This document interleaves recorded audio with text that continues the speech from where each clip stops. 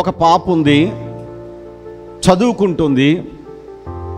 ఆ చదువుకుంటున్న అమ్మాయి ఎక్కడికో దూరానికి వెళ్ళి ఆమె విద్యను అభ్యసించి మళ్ళా తిరిగి ఇంటికి రావాల్సి ఉంది.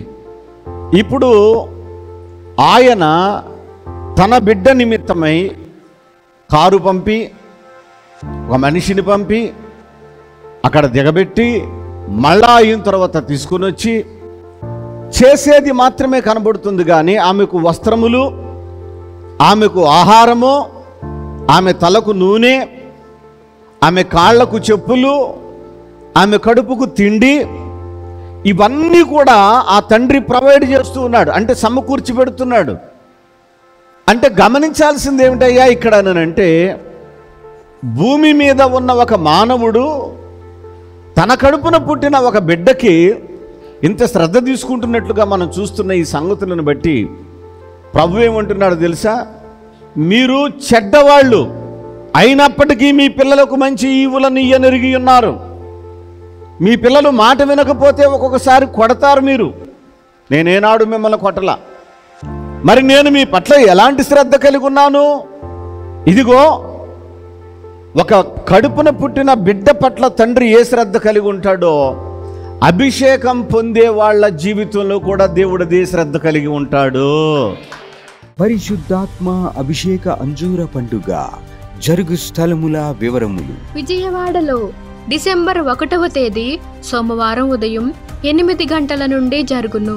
స్థలం హనుమంతరాయ గ్రంథాలయం, ఏలూరు లాకుల centre, Gandhinagar, red cross blood bank ఎదురుగా, విజయవాడ. హైదరాబాద్లో డిసెంబర్ 2వ తేదీ మంగళవారం ఉదయం 8 గంటల నుండి జరుగును. స్థలం saint Thomas Tamil church ground, alpha hotel వెనుక, Secunderabad railway station road, Secunderabad. ఖమ్మంలో డిసెంబర్ 3వ తేదీ బుధవారం ఉదయం 8 గంటల నుండి జరుగును. స్థలం మంచికంటి భవన్, సిపిఎం ఆఫీస్ ప్రక్కన, ఎన్ఎస్టీ రోడ్, ఖమ్మం. రేపల్లెలో డిసెంబర్ 4వ తేదీ గురువారం ఉదయం 8 గంటల నుండి జరుగును. స్థలం Veeravalli Kotaiah function hall, Uppudi road, Repalle, Bapatla జిల్లా. ఆత్మకూరులో డిసెంబర్ 4వ తేదీ గురువారం ఉదయం 8 గంటల నుండి జరుగును. స్థలం డైమండ్ ఫంక్షన్ హాల్, బస్టాండుకు దగ్గరలో, నంద్యాల టర్నింగ్ వద్ద, ఆత్మకూరు. ఒంగోలులో డిసెంబర్ 8వ తేదీ సోమవారం ఉదయం 8 గంటల నుండి జరుగును. స్థలం కాపు కళ్యాణ మండపం, బస్టాండ్ దగ్గర, ఒంగోలు. నెల్లూరులో డిసెంబర్ 9వ తేదీ మంగళవారం ఉదయం 8 గంటల నుండి జరుగును. స్థలం జిపిఆర్ గ్రాండ్, ముత్తుగూరు గేటు దగ్గర, మినీ బైపాస్ రోడ్, నెల్లూరు. నంద్యాలలో డిసెంబర్ 10వ తేదీ బుధవారం ఉదయం 8 గంటల నుండి జరుగును. స్థలం JK function hall, Salim Nagar, municipal office దగ్గర, నంద్యాల. కర్నూలులో డిసెంబర్ 11వ తేదీ గురువారం ఉదయం 8 గంటల నుండి జరుగును. స్థలం వైఎంసీఏ గ్రౌండ్, రాజ్ థియేటర్ దగ్గర, ఆర్ఎస్ రోడ్, కర్నూలు. అడ్డాడలో డిసెంబర్ 14వ తేదీ ఆదివారం ఉదయం 9 గంటల నుండి జరుగును.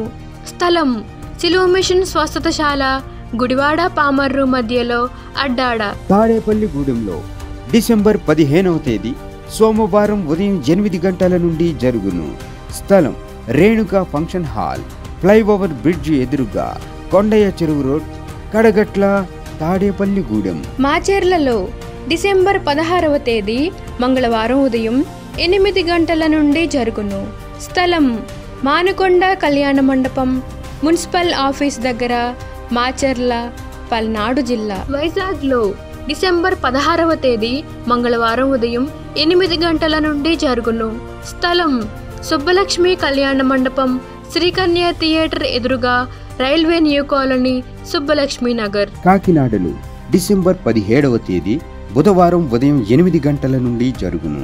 స్థలం universal community hall, Mohammed Ali street, Gandhinagar, house of prayer church road, Kakinada. నర్సరావుపేటలో డిసెంబర్ 18వ తేదీ గురువారం ఉదయం 8 గంటల నుండి జరుగును. స్థలం paradise function hall, Ravipadu road, hotel 7 ఎదురుగా, నర్సరావుపేట, పల్నాడు జిల్లా. పెద్దడోర్నాలలో డిసెంబర్ 18వ తేదీ గురువారం ఉదయం 8 గంటల నుండి జరుగును.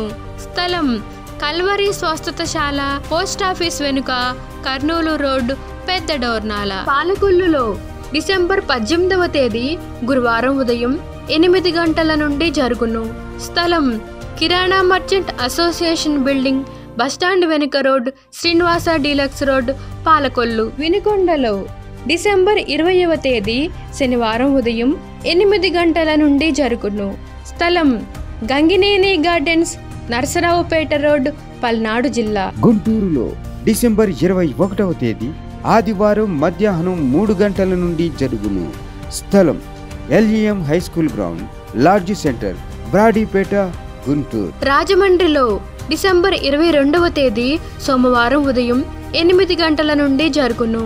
స్థలం Lutheran church ground, Janpeta, church gate, Apsara theatre దగ్గర, రాజమండ్రి. అనంతపురంలో డిసెంబర్ 22వ తేదీ సోమవారం ఉదయం 8 గంటల నుండి జరుగును. స్థలం Sri Padmavathi function hall, old Ramana Ramesh theatres, Anantapur. ఏలూరులో డిసెంబర్ 28వ తేదీ ఆదివారం మధ్యాహ్నం 2 గంటల నుండి జరుగును.